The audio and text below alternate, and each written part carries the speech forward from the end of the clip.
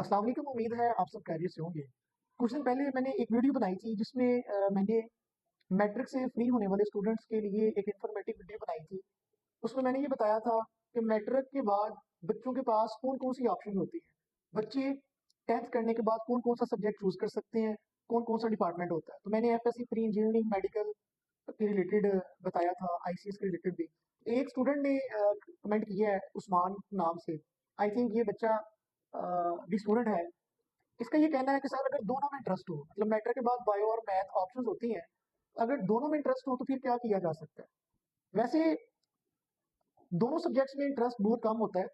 बहुत कम चांसेस होते हैं कि किसी स्टूडेंट को बायो और मैथ इक्वली बहुत अच्छी लग रही हो। कभी ना कभी ऐसा जरूर होता है कि या बायो बहुत ज्यादा फेवरेट होती है या मैथ फेवरेट होता है। लेकिन अगर किसी स्टूडेंट की दोनों बुक्स बायो और मैथ दोनों ही बहुत फेवरेट है, उसमें फिर बाद में आपने ये डिसाइड करना है कि आगे आप करना क्या चाहते हैं। ठीक है कि आगे आप क्या एमबीबीएस करना चाहते हैं या इंजीनियरिंग की फील्ड में जाना चाहते हैं। अगर तो आप एमबीबीएस करना चाहते हैं तो फिर तो आप बायो रखें। अगर आप इंजीनियरिंग की फील्ड में जाना चाहते हैं तो आपको मैथ्स रखना चाहिए।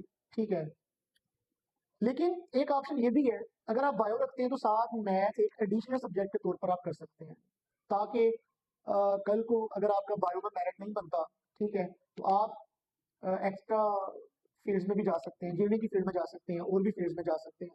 तो मैथ एज अ एडिशनल आप पढ़ सकते हैं। ये बोर्ड की तरफ से जो है आई थिंक 1-2 साल हो गए हैं, इंस्ट्रक्शंस आ गई हुई हैं। जो बच्चा बायो के साथ एडिशनल मैथ करना चाहता है वो भी कर सकता है। उसका फिर पेपर आई थिंक अलहदा देना पड़ता है। तो ये भी एक बेहतर ऑप्शन है। लेकिन हमेशा याद रखें, आप मैट्रिक के बाद बायो या मैथ रखना है उससे पहले आप ये डिसाइड करें आपने फील्ड कौन सी में जाना है। अगर आपने एफएससी प्री मेडिकल के साथ कर लेते हैं और कल को आपका मिशन बन जाता है एडवोकेट बनने का या आपका गोल चेंज हो जाता है, तो एडवोकेट तो आप सिंपल एफए करके भी कर सकते हैं, 5 साल का एफए के बाद। ठीक है, या अगर आप टीचिंग की फील्ड में जाना चाहते हैं, बीएस करना चाहते हैं, तो फिर भी आपको जो है अगर टीचिंग आपको बायो के रिलेटेड अच्छी लगती है, केमिस्ट्री के रिलेटेड अच्छी लगती है तो मेडिकल करें।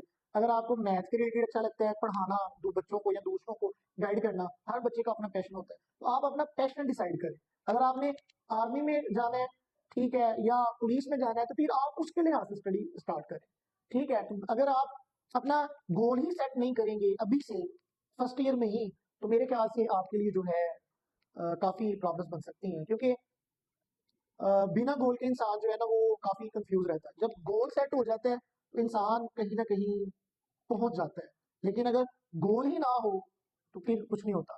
अक्सर मैं स्टूडेंट्स को ये भी बात कहता हूँ ना कि अगर आपके 550 टोटल नंबर है तो आप अपना गोल 500 प्लस रखें, फिर आप उस गोल के लिहाज से स्ट्रगल करोगे। ठीक है, अगर आप बायो रखते हैं तो अपना गोल सेट करें मैंने एमबीबीएस करना है। अगर आप एमबीबीएस करने के लिए गोल सेट करते हैं तो फिर आपके माइंड में एक चीज जरूर आएगी कि मैं मुझे मेहनत करनी पड़ेगी, दिन रात मेहनत करनी पड़ेगी ताकि मेरा मेरिट में नाम आ सके, एम कैट क्लियर हो सके, आप ज्यादा से ज्यादा कंसेप्ट क्लियर करेंगे। लेकिन अगर आप अपना गोल ही क्लियर नहीं करोगे तो मैंने आगे करना क्या है, फिर आप आपके लिए मुश्किल होगी और सारी जिंदगी कंफ्यूजन का शिकार रहेंगे। उम्मीद है आप समझ गए होंगे उसामा नाम के बच्चे ने जिसने कमेंट किया है, और भी लोग जो वीडियोस देखेंगे होप सो आप को लाजमी समझ आ गई होगी।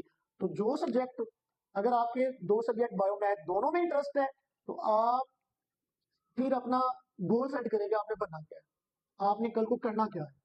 तो इंशाल्लाह मिलते हैं नेक्स्ट वीडियो में। अल्लाह हाफिज।